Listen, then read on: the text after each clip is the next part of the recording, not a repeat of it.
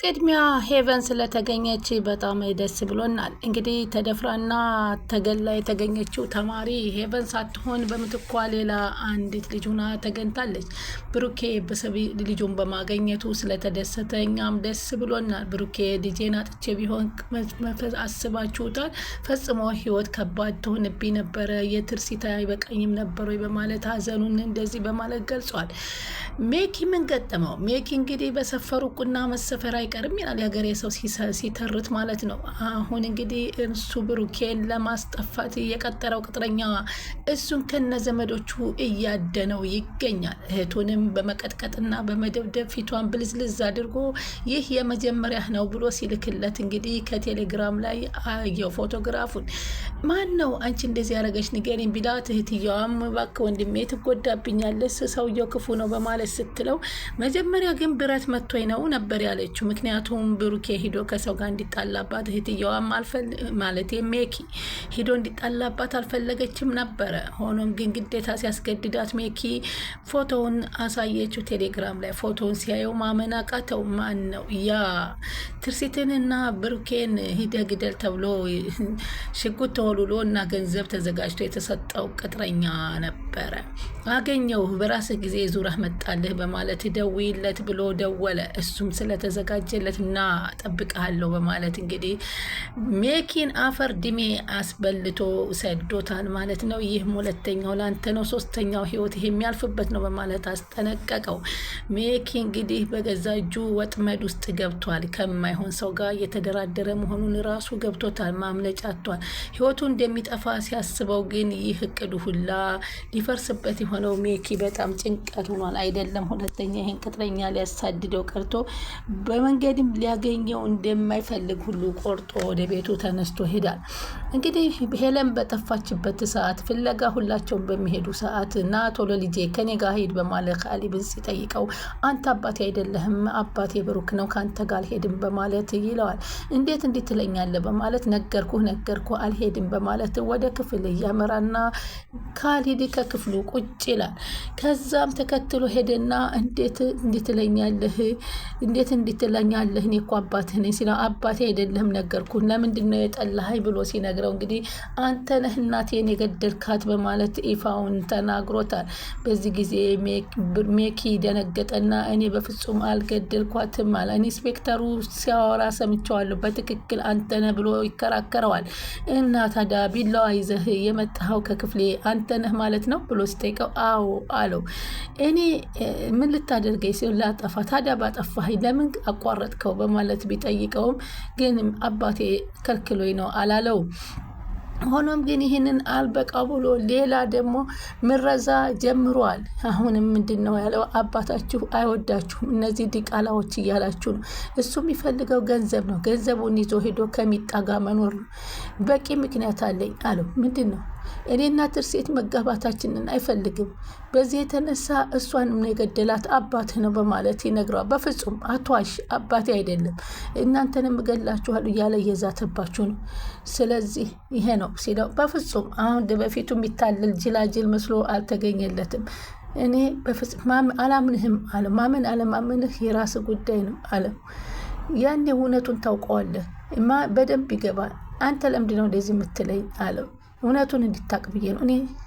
እኔንም እንደ ትርሲት ስለሚገለኝ እማዬን የገደልከው አባዬ ነው እያልከኝ ነው? ለምን አንተ እንደሆን ገዳው ፖሊሱ ተናገረ ታዲያ አለው። ወይ ከንብረቱ አካፍልሃለሁ ወይ ገንዘብ ሰጥሃለሁ ብሎ ደልሎት ይሆናል ብሩክን አለና አታደሉ። ስለዚህ ካሊብ ተረዳ። እንዴ አትበለኝ፣ አባዬ እኛን ይወደናል፣ አባዬ እናንተን አይወዳችሁ። እኔ እንዴት እንደሚነደኝ ታውቃለህ? የምወዳት ሚስቴን ስላሳጣኝ ነው አለው። ምን ልታደርገው ነው? እሱ እንደሚወደን ነው የሚነግረን፣ አባቴ ይወደናል አለው። አሁንም ተደጋግሞ አይ ካሊብ እወድሃለሁ ያለ ሁሉም የሚወድህ እንዳይመስልህ፣ እሱ ለራሱን እንጂ ማንንም አይወድም። በጣም ይጠላሃል ካሊብ፣ አንድም ቅንጣት ያክል አይወድም። የኔ የሚያክል እንኳ አይወድም። ልጆቹ እኮ ነን ለምን አይወደንም ብሎ ይከራከረዋል። እሱ እናንተ እንደምትወዱት እኔ ነኝ የምወዳችሁ፣ እሱ አይወዳችሁ። እናንተ የወለድሻቸው ከሌላ ነው የወለድሻቸው እነዚህ ዲቃሎች ብሏቸዋል። እኛን ነው ዲቃላ የሚለን በማለት እያፋጠጠ እነሱን ብቻ ሳይሆን ንብረቴንና ሀብቴ አንድ እጄ ግባ እንጂ አሽቀንጥሬ ወደዛ አውጥቼ ነው የምጥላቸው። የማንም ዲቃላ በእጅ አላሳድግም እያላችሁ ነው ይላቸዋል። ብሩክ እንደዚህ አይልም አለ። ልጁም አባቴ በፍጹም ይሄን ነገር አይልም አለ። እየነገርኩህ አይደለም እንዴ አለው። እሱም ለማንኛውም እኔ ምነግርህን ነገር ተረዳ ታያዋለህ ወደፊት በማለት ያስጠነቅቀዋል። እንግዲህ ይህንን እያለ ልጁን ደግሞ ጭራሽ እሱ እንደሆነ የሚመረዘው ይገኛል። አሁን ጭንቅላትህን ተቆጣጥሬዋለሁ ካሊድ፣ አንተ ጅላጅል ነህ። አሁን በኋላ አንተን ብቻ ነው የምፈራው፣ አንተ ብቻ ነው የምትታለልልኝ ጅላጅል ነገር እያለ ነበረ ያለው። በዚህም መካከል እንግዲህ ኧረ እባክህ ምን ሆኑ ሂጄ አንድ ነገር ልገልግላቸው እያለች ሚጣ ስትናገር፣ አቶ ዘነበ ደግሞ አርፈሽ ተቀመጪ ሂደች ታጣሊያቸዋለች። ኧረ ተው እኛ በቤተሰብ መካከል መግባት የለብንም እነሱ እርስ በርሳቸው ይተዋወቃሉ እያለችው፣ እሳቸው ግን አላስችላቸዋል እና ቆይተው ሊጠይቁት ካሌብ ወዳለበት ክፍል ይሄዳል። ካሌብ ወደ ሄደበት ክፍል ሄደው እንግዲህ ካሌብን ያናግሩታል። ሲያናግሩት አባታችን ለምንድን ነው የእንጀራ አባት እኮ እንደ አባት ነው፣ ለምንድን ነው የጠላኸው? ደግሞ እሱን ሚኪያስ ምን ቢያደርግህ ነው የጠላኸው ብለው ይጠይቁታል። ሲጠይቁት እሱ አባቴ አይደለም አባቴ ብሩክ ነው፣ ምንም አባት ደግሞ የለኝም። ኧረ ተው እንጂ ካሌብ እንደሱ አይባልም አሉት። እውነቴን ነው ምንም አይነት አባት የለኝም አለ። እንዴ አንተ እንደዚህ ማለት እኮ የለብህም ሲሉት፣ አይ በቃ ነገር እኔ አባት የለኝም። እንደ ብሩክስ ምን አረገ? እሱ ደግሞ ልጆች አይደሉም ብሏል። ስለዚህ እኛም አባታችን አይደለም። ኧረ ተው ብሩኬ እንደዚህ አይነት ነገር አይልም፣ በፍጹም አይልም። ማነው ደግሞ ይሄን ያህል ብሏል? ደግሞ እኮ እኔንም እህቴንም በጣም ነው የሚጠላን ብለው ለአባባ ሲሉ፣ አባባ በጣም ነው የሚወዳችሁ። እንዲሁም ቢወደንማ ቢሆን ሜኪ ዝም አይለውም ነበር፣ ይገለው ነበር። በረ በፈጣሪ ለምንድን ነው የሚገለው? ሚኪያስን አስወግድልኝ ነው የምትለው? አዎ ያስወግድል ነበር። ሁለታችንንም ስለማይወደን ነው ዝም ያለው። ቢወደን ኑሮ ያስወግድ። ምን ስለሆነ ነው የሚያስወግድልህ ሚኪያስን ብለው ሲጠይቅ፣ ምክንያቱም ትርሲት ብሎ ሲጀምር በሩን እንደው ዘው ብሎ ከፍቶ ገባ። እንዴ ዘው ብለህ ትገባለህ አሉ አቶ ዘነበ ተደናግጠው። በጣም እኮ ደስ ብሎኝ ስለመጣሁ ላቋርጣችሁ አላሰብኩም። ችግር የለም እሺ ምንድን ነው ደስታው አሉ። ይሄ እንኳን ደስ አላችሁ እያለ መጣ እያሽካካ እንደ ዶሮ። ሄቨን ተገኘች አላቸው። እውነት ነው ሄቨን ተገኘች። ሰላም ወደ ቻናል የተከታታዮች ሰላማችሁ በያላችሁበት ይብዛ። ለቻናላችን አዲስ የሆናችሁ ሰብስክራይብ፣ ላይክ፣ ሼር እያደረጋችሁ የምታበረታቱኝ ከልብ ነው የማመሰግናችሁ። ከሀያ ቀጣይ ፓርቲ ይዘንላችሁ መጣ። በዚህ ፓርቲ እንግዲህ ሚኪያስ ጉዱ እየፈላ ይገኛል። ሰውን ለማስወገድ የቀጠረው ቅጥረኛ ለራሱ እስከ ቤተሰቦቹ እየተሳደደበት ይገኛል። ሰው የእጁን ያገኛል የሚባለው እርግጥ ነው።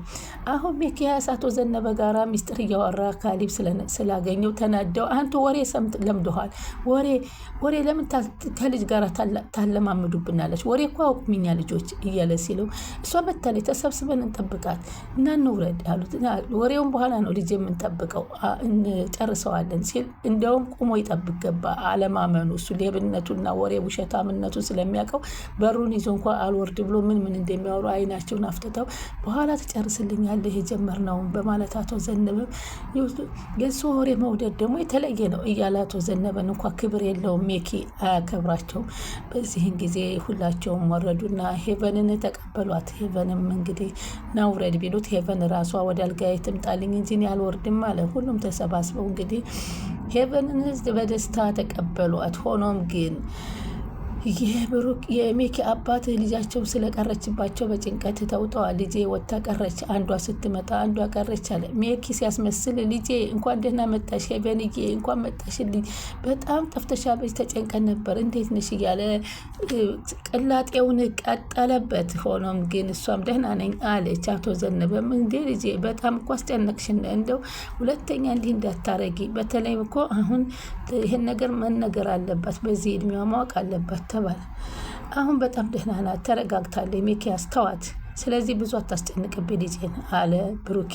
ከዛም ሂጅና ረፊ በማለት ለማን ስትባል ሄቨንም ቆይ ከመግባቷ በፊትማ ምግብ መብላት አለባት ማረፍ አለባት ስትል ምግብ አልበላም በቃኝ አለች ማለት ነው። ከዛም ስትገባ ወንድሟ ካሌብ አኮረፋትና ለምን ታኮርፈኛለች ስትለው እንዴት ጥለሽኝ ትሄጃለሽ በማለት ሲላት ሌላ ጊዜ ፕሮሚስ ግቢልኝ ብቻሽን ጥለሽኝ እንደማትሄጂ በማለት ስትል ካሌብ አኩርፈህ ነው ማለት ነው እሺ እና በቃ ሄቡዬ ተይኝ በቃ ተናደህብኛል አይደለም በቃ ይቅርታ አድርግልኝ አለችው። ይቅርታ አለ። ቆይ አንቺ አንድ ነገር ብትሆኚ እኔ ማን አለኝ መሰለሽ? እናቴን እኮ አጥቻለሁ። አሁን መጣሁላ አይደለም እንደ ተመልሼ ባጣሽስ ብላ እቅፍ ብሎ ተቃቅፈው መሳሳም ጀመሩ። በጣም ያሳዝናሉ። አይዞህ እኔ አልሞትኩም የኔ ፍቅር አለሁልህ። እኔ እኮ ያለሽኝ አንቺ ብቻ ነሽ። እኔም እኮ አንተ ብቻ ነው ያለህኝ አለ። አንድ ነገር እህቴ እንዲኮኝብኝ አልፈልግም አለ ካሌብ። እሺ ማሚ ስትናፍቅሽ ደግሞ አብረን እንድንሄድ አድርጊ ብቻሽን እንዳትሄጂ ቀብር ላይ አላት። እሺ ፕሮሚስ አላኮርፍሽም በማለት ግን ቃል ገብተሽልኛ ሲላት ምን ብዬ ነው ቃል ምገባል? ሁለተኛ ብቻዬን አልሄድም ስትይ ቃል ገቢያለሽ ፕሮሚስ ብላ ቃል ትገባለታለች። ይኸውልሽ ፕሮሚሳችን መፍረስ አይቻልም በማለት እሺ እንዴት ትወደኛለህ እንዴ? ግን ወንድሜ አሁን ነው እንደምትወደኝ አወኩች ወሬኛ አለ። በጣም ደስ ይላሉ። እውነት ነው የምላችሁ። በዚህን ጊዜ ተራና እንግዲህ ብሩኬ እኮ አይወደንም የሚለውን ለመናገር እንዳትናገርበት አሁንም ጥበቃውን ቀጥሏል። እንግዲህ ሜኪ እህቱን ጠፍታበት እህቱን ፍለጋ ሲባል ተከስተን ይዞ ሄዶ ተከስተ ምንድን ነው ከአንተ ስልክ ውስጥ ሲፈልግ የነበረው ብሩኬ አሳየኝ ሲለው ምንም የለም ብሎ ካላሳየኝ ብሎ ግግም አለበት። እሱ ማጀሬ ከቪዲዮ ውስጥ ወደ ሌላ ሚሞሪ ስላዘዋወረው በስልኩ ምንም ያልኖረው ነገር ስለሌለ ያውልህ ብሎ ሲሰጠው አመነው። አንተ ግን ደደብ ብለህ እንዳሰድበኝ ነግሬሃለሁ በማለትም እያስጠነቀቀው ነበር። ከዛም በቃ ምሽቱን ሁሉ ስንፈልጋት አምሽተና ስለዚህ መሆን የለበትም ሲለው አረ የኔ እህት ጠፍታ ነው ወይ አንተ ቤት የምታድረው አላለም? ትላንት ግን ሄቨን ጠፋይ ሲባል ራስ ወዳድ ነው ሲጀመር ሜኪ የሚባል ሰው። ሄቨን ስትጠፋ ቤቱ ሲያድር ምንም አላለ። የእሱ ህስ ስትጠፋ ግን ቤትህ ማደር የለብህም ሌሊት አጋጣሚ እንኳ ተገንታ ነው ድረሱ ቢባል ማን ይዞ ሊሄድ ነው አለ። መንጃል መኪናውን እየነዳ እንኳ መሄድ የማያውቅ ሜኪ ነው እንግዲህ ጉራውን የሚቸረችረው። እህትኛዋም እንግዲህ ተቀጥቅጣና ተደብድባ ፊቷ ሁላ በላልዞ ብቅ አለችና ቀጥታ ገብታ ካልጋዋ ተኛች። ከዛም ሲበገባ መምጣቷን ሲያቄታለች ሲሉት ወደ ላይ ወጥቶ ቢጠይቃትም ብረት ነው የመታኝ አለችው። ብረት በፍጹም እንደዚህ አጓል መታሽም እውነታውን ንገሪኝ በማለት ሲያፋጠጣት እንግዲህ እውነታውን እንግዲህ ስትነግረው ፎቶግራፉን ሲያይ ሜኪ በጣም ነው የደነገጠው። ቴሌግራሙ ላይ አይታው በጣም ኃይለኛና መናጤ እንደሆነና እሱ ጋር መጋጨት እንደሌለበት አስጠነቀቀችው። በይታዩ የሚስቴንም ያንቺንም ቁጫ ነው የምወጣው ደውይለት አሁን ተረጋጊና በማለት ነበር ያለው። ግን እሱ አጅሪያን ምን ይዞ እንደጠበቀው ሊያሸውና ሊረግጠው ነው እንግዲህ በሰፈሩ ቁና መሰፈር አይቀርም ልናይ ነው እንግዲህ። እናት በጣም ከዚህ በኋላ አያቶቻችሁ እኔ ያለሁላችሁ እያሉ እያሻሹ ጸጉራቸውን ሄቨንና ልጁን በጎን አድርገው እንደዚህ እያሻሸች ነው ወይ እናታችን ያስተኛሻ ሲሏት እናታችሁ እኮ ከኔ ጋር አልደገችም ለካ አልነገረቻችሁም ታሪኩን። እናታችሁ ያደገችው ከአባታችሁ ጋር ነው መመንድሏ። አሁን ግን የእናታችሁን ሁለታችሁንም ማንም አያስወጣኝም። እኛ ከእናንተ ጋር እንዲሆን ከፈለጋችሁኝ ከእናንተ ጋር ሆናለሁ።